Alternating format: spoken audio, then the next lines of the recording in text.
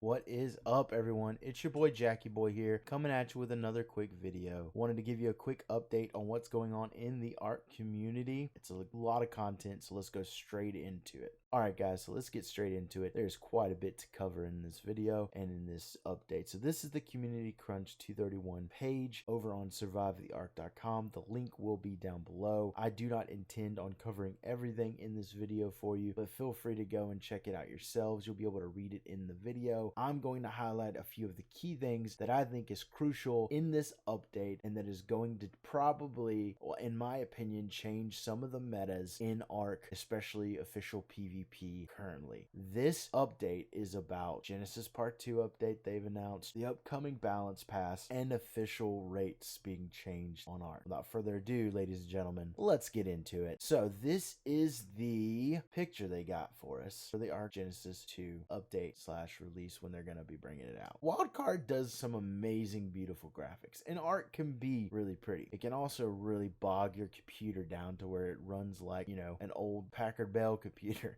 So this is so great though. I enjoy this image. So it's got a lot going on here. First off, let's take a look. Let's just look at this picture. Is this the beast from Neverending Story? Like, did they, like, I mean, look at this. Did someone watch the Neverending Story too much when they were a child and like fell in love with it? I mean, what is this? Is this like League of Legends Aurelion Sol? Or are they gonna get copyright hit on this one? Does this guy have feet? Is he the boss? Or is he gonna be a dino that we could take? What is this? Is he mean? He looks mean, but then again, I don't know. Some of the things that look terrifying in the game tend to be the sweetest things in the world. So I don't know. This could be very interesting. Another thing to note is this the galaxy? Or is these stars right here? Are we going to be in the universe or in outer space? Or is this part right here the ocean? And this is like far off stars. Like, are we going to be in the ocean? Are we going to be in the deep? Or are we going to be, you know, in the galaxy? Who knows? This is going to be interesting to see what they do here. I have a feeling that it could be water-based, but then again, I'm thinking, man, let's please let it be more lunar-based like in Genesis 1. I love it. Another thing to notice, if you haven't already, your survival ends here. 321. Yeah, 321 means likely that's the date they're going to be bringing it out. I'm not mad at them for being delayed that far. Let's be honest. At this point, we kind of expect Wildcard to be delayed on everything they do. Check out HLNA. This is another thing. Why does she have a tear? Why is she sad? Do we die in Genesis 2? Is that the end? And speaking of it, your survival ends here. Is this mean that they're done? That Wildcard is done with Ark after this release? Is that going to be it? They're not going to make any more content? Are they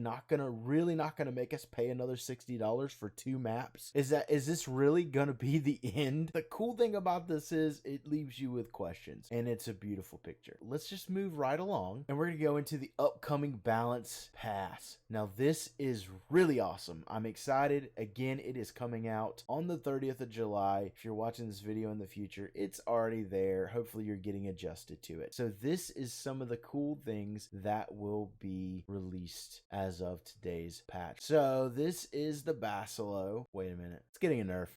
Of course.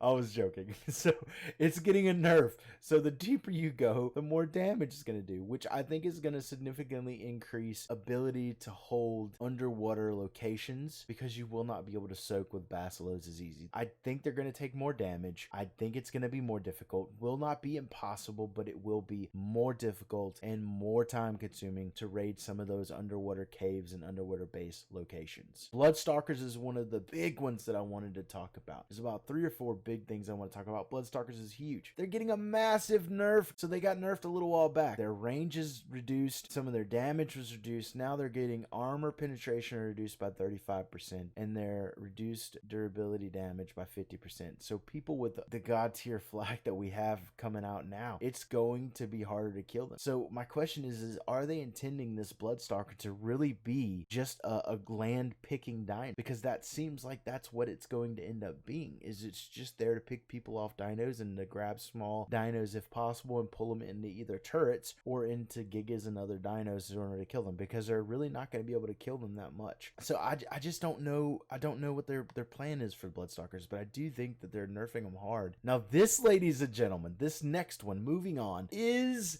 my favorite. Oh yeah, as we speak, I have Carnos currently being cloned on my server. We went and tamed some Carnos. I have a video making it for you.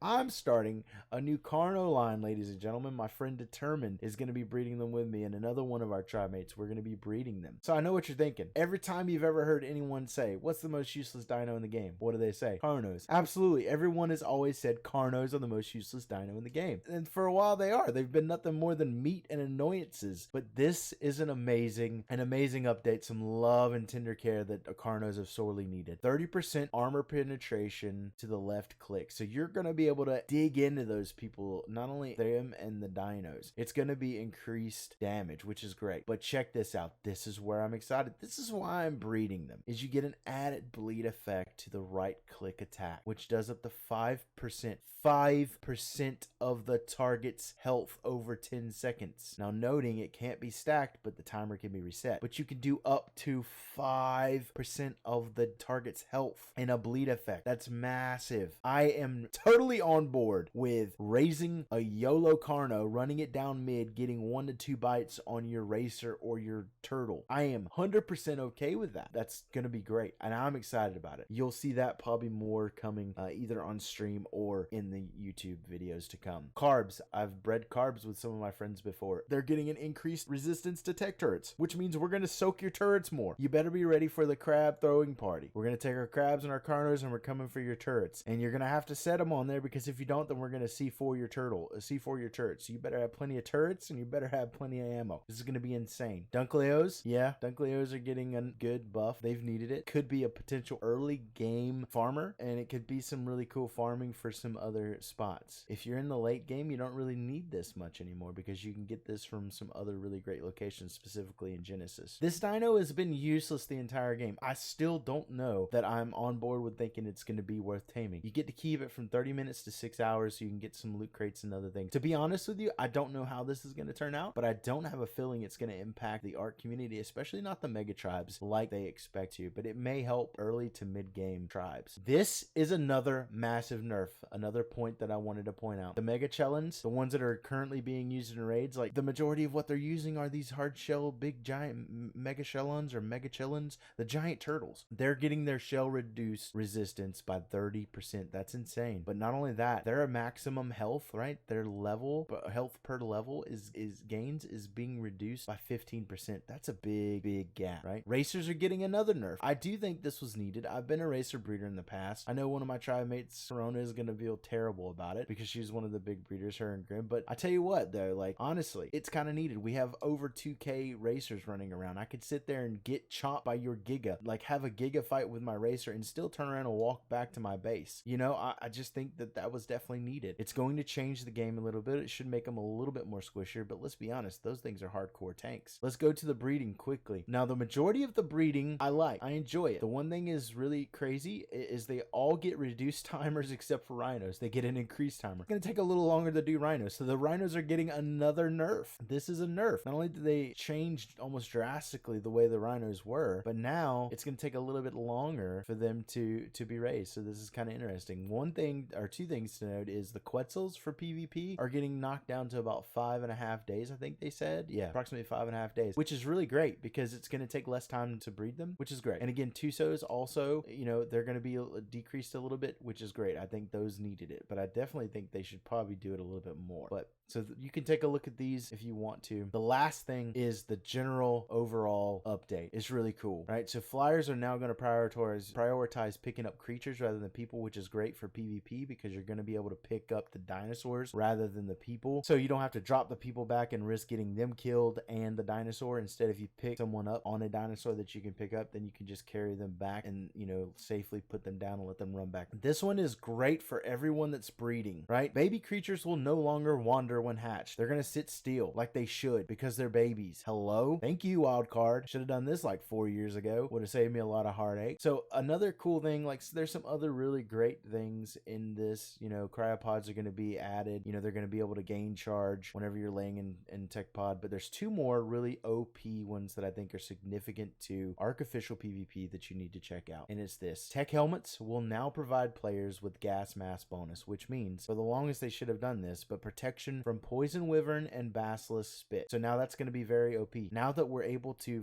farm them on Genesis really easily, they're going to be a little bit more common.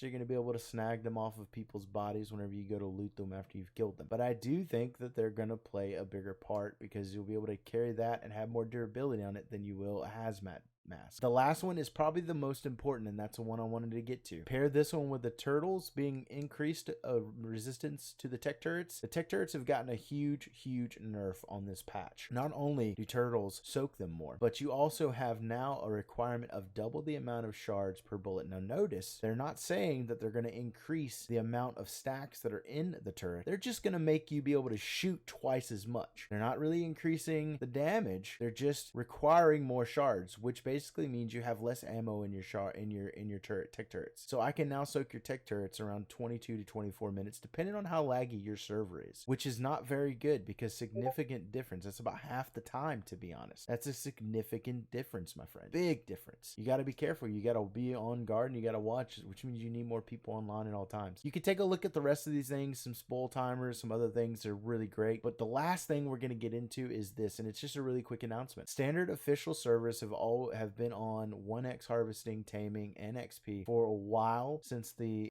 evolution event has been going on during the pandemic and everyone's kind of been at home. So now Wildcard has decided that 2x is now the official 1x. That's right. The increased 2x rates will be implemented directly into the game by build itself, which means we now farm, tame, and get XP twice as fast. This is much needed. It's been needed for a while. It makes the game less grindy. I hope you guys like this video. There's so much going on in it. Please read it for yourself. If you have any questions, feel free to comment down below. As always, you guys have a wonderful day. Feel free to subscribe, and I will catch you on the next video. Holla.